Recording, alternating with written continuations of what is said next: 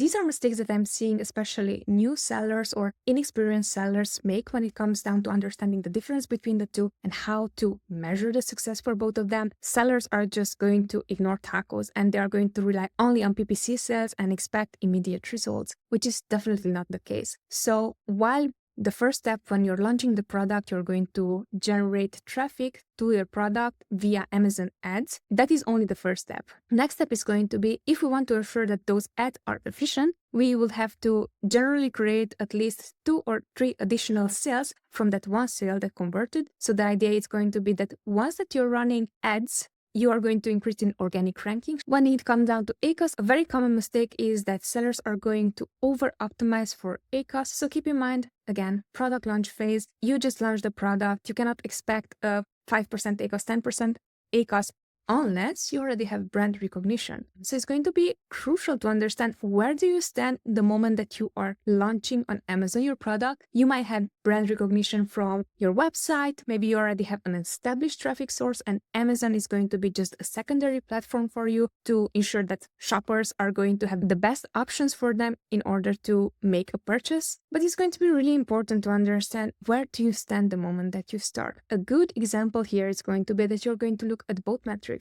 in order to understand where are you right now with the product, what is the outcome, what is the data that they generated, and then from there to optimize further. When it comes down to ACOS, usually we're seeing low ACOS as the only success metric while total sales drop. Keep in mind that while Amazon is amazing, most of the money they generate, it was via advertising sales. So for them, it's really important that you are going to advertise. Your end goal should be that you are going to advertise profitably. So we want to optimize towards efficiency. We don't want to cut down budget on things that work.